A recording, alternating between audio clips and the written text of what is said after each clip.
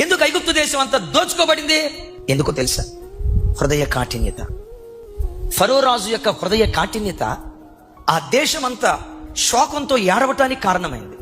పదే పదే అతని హృదయం కఠినపరచబడి దేవుడు మాట్లాడుతున్నా, ఫరో ఇలా చేయొద్దు, ఫరో అలా చేయొద్దు, ఇదిగో నేను చెప్పిన పని చేయి అని దేవుని మాట వింటున్నాడు. కానీ ఏనాడు దేవుని మాట విని తన హృదయం మెత్తన పడినట్లుగా కానీ, బాబు నువ్వు చెప్పినట్లుగా నేను చేస్తానయ్యా, నీ మాటకు నేను లోబడతానయ్యా అని కనీసం ఒక్క పర్యాయమైన దేవుని మాటకు లోబడకపోవటాన్ని బట్టి, పాపం చేసినందువల్ల అనే దానికంటే హృదయ కాఠిన్యతను బట్టి ఐగుప్తు దేశం మీద ఉగ్రతను దేవుడు కుమ్మరించాడు.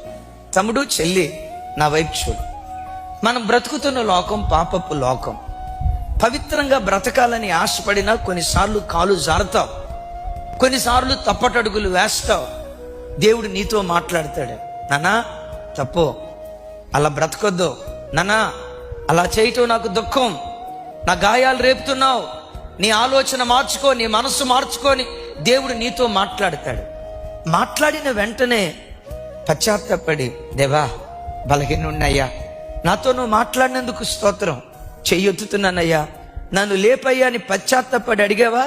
చెయ్యి పట్టుకొని లేపి ఎన్నడూ కాలు జారకుండా క్రీస్తు అనే బండ మీద దేవుడు స్థిరపరుస్తాడు.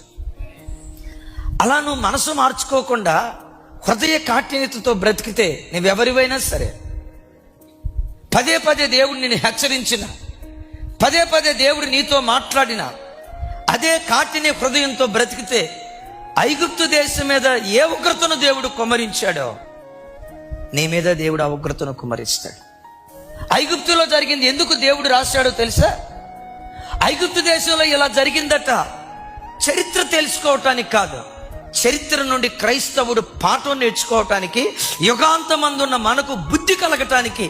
గతంలో ఏం జరిగిందో నీవు కఠిన హృదయంతో బ్రతికితే నీ జీవితంలో కూడా అదే జరుగుతుంది, జాగ్రత్త అని హెచ్చరించడానికి, మనకు బుద్ధి నేర్పటానికి దేవుడు దృష్టాంతాలుగా రాశాడు.